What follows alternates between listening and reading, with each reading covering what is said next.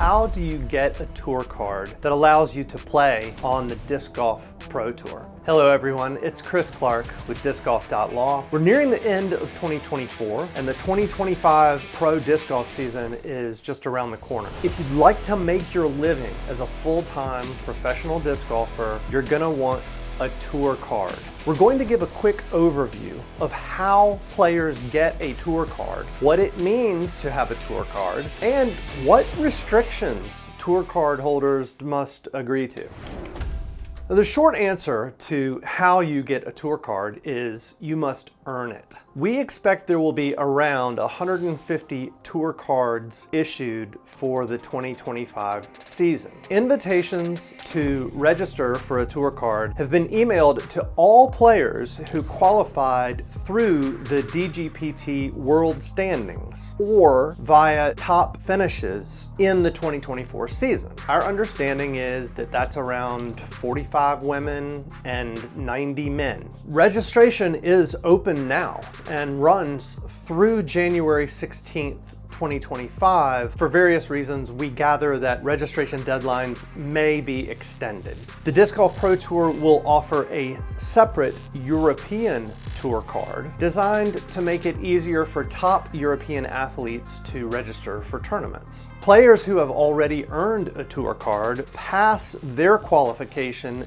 down to the next player in the standings. Now, the Disc Golf Pro Tour has awarded 5 additional tour cards to top competitors on the Disc Golf Pro Tour Europe points standings, 3 MPO players and 2 FPO players, as well as 10 tour cards to the top finishers in both the Q Series point standings, that's 3 MPO and 2 FPO, and the Q Series finale, also 3 MPO and 2 FPO. According to our math, that adds up to 150 total full tour cards being issued for the 2025 season. In addition to the full tour cards, a limited number of partial tour cards will be awarded, which grant pre-registration access to a smaller set of events to the exemption applicant pool. Partial tour cards will be awarded based on 2024 performance, injury considerations, and the ability to travel internationally. Now, there are other ways a player could get registered for a DGPT event, such as sponsor exemptions and playing in qualifiers. We may cover those in another video if there's interest.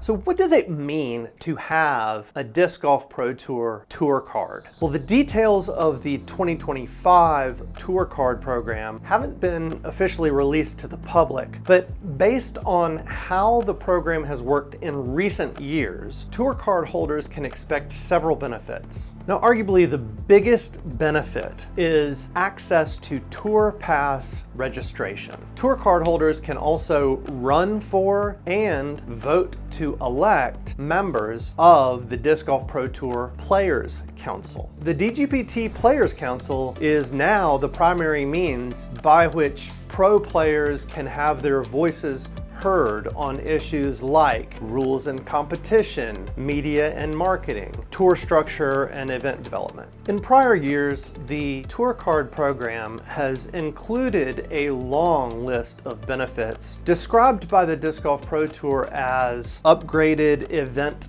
facilities and services, access to enhanced health and wellness programs, and free and discounted event passes and DGN subscriptions. The Disc Golf Pro Tour in the past has promised fairly detailed policies around player parking, locker rooms, private bathrooms, event security, hospitality, privacy, warm-up facilities, coaching, training, promotional and vending opportunities. The list goes on, but many of these haven't been delivered fully as described, and in some cases not delivered at all. The practice of over-promising and under-delivering is nothing new for the DGPT, although, as I have said many times in prior videos, I attribute this to a well-intentioned DGPT doing the best it can with the resources it has available, and the overwhelming practical challenges of ensuring full compliance from parks, private venues, municipalities, and sponsors.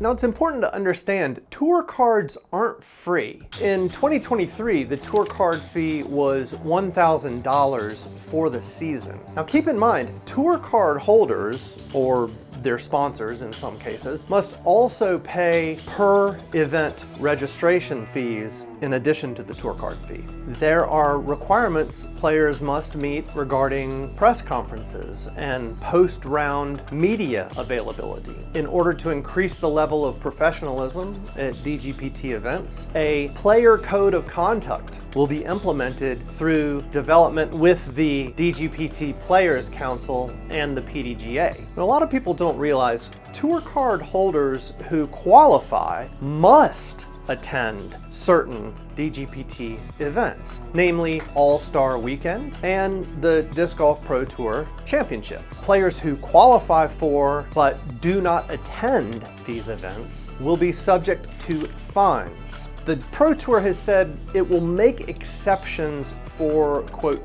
just cause, which isn't clearly defined anywhere. I know that players in prior years have qualified for these events and not participated, but I'm not aware of whether any players have ever been fined for it or not. Now, in prior years, the Disc Golf Pro Tour has alluded to the development of a more robust substance abuse policy and drug testing program. It'll be interesting to see if any progress is made on that in 2025 and what form it will take. There's been a lot of discussion recently around the Disc Golf Pro Tour's name, image, and likeness requirements. Now, the Pro Tour retains ownership of any media created by any entity when it's created on site at an active tour event. Tour card holders are required to show up for their press conference at their assigned times. And this includes day of pre-round interviews and post-round interviews. Honestly, don't love the press conferences. Players who fail to show up for assigned press conference availability without notice or warning will be subject to a fine. The documents that we found said not to exceed $100.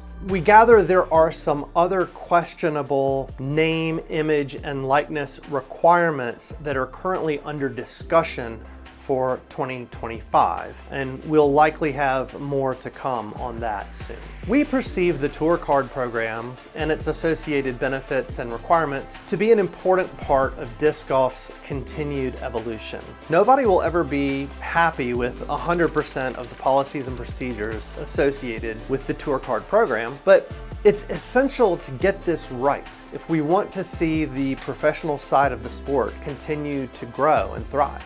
What, in your opinion, are the most important elements of a successful tour card program in disc golf? What has the Disc Golf Pro Tour gotten right, and where can things improve? What kinds of things should professional players expect at DGPT events? Leave us a comment below because we're curious to hear your thoughts. Also, do us a favor and like this video and subscribe to our channel. Have a great holiday season, everyone, and as always, thanks for watching.